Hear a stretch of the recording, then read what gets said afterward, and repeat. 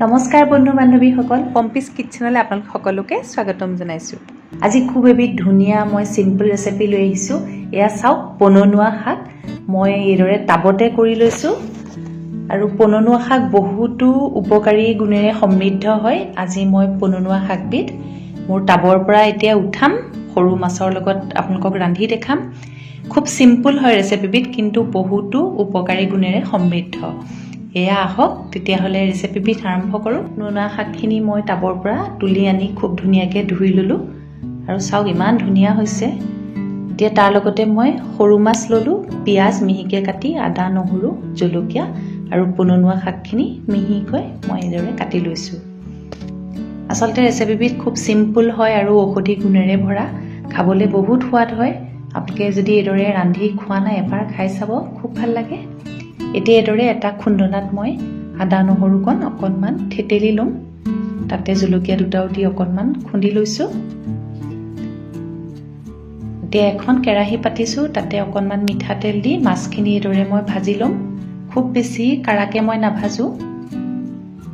এয়া অকণমান ভাজি মই এইদৰে এখন প্লেটত কাঢ়ি ৰাখিছোঁ। এতিয়া সেইখিনি তেলতেই অকণমান গোটা জিৰা দিলোঁ, আদা নহৰু আৰু জলকীয়া দি দিছোঁ। খুব বেছি তেল মই ব্যৱহাৰ কৰা নাই। আৰু লগতে কাটি লোৱা পিঁয়াজখিনি দি দিছোঁ। খুব ভালকৈ লৰাই দিলোঁ।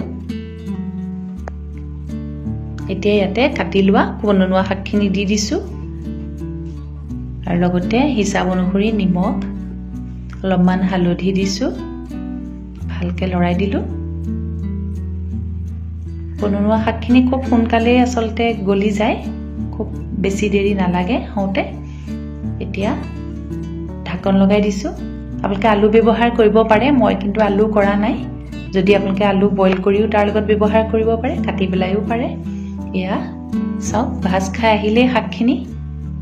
এতিয়া আকৌ এবাৰ লৰাই মই ইয়াতে হিচাপ অনুসৰি পানী ব্যৱহাৰ কৰিম। ইয়াতে গৰম পানী দি দিছোঁ মই। আৰু এতিয়া তাতে ভাজি ৰখা মাছকেইটা দি দিলোঁ। ডাঙৰ মাছ ব্যৱহাৰ কৰিও আপোনালোকে ৰান্ধিব পাৰে, মই সৰু মাছেৰে ৰান্ধিছোঁ। পুনৰ এবাৰ ঢাকন লগাই দিলোঁ আৰু ভালদৰে উতলিবলৈ দিম প্ৰায় 10-15 মিনিটমান সময়। এয়া চাওক, আঞ্জাখন খুব ধুনীয়াকৈ উতলি আহিছে। এইদৰে আচলতে অতি কম সময়তে সোৱাদ ভৰা এবিধ মাছৰ আঞ্জা প্ৰস্তুত হৈ যায়। এয়া আমাৰ পননুৱাৰে মাছৰ আঞ্জা প্ৰস্তুত হৈ গৈছে। এতিয়া এইদৰে পৰিৱেশন কৰিছোঁ। এটা বাতিত মই পৰিৱেশন কৰিলোঁ। আচলতে খুব টেষ্টি আৰু ঔষধি গুণেৰে ভৰা। আপোনালোকে এইদৰে ৰান্ধি খাই চাব, খুব ধুনীয়া হয়।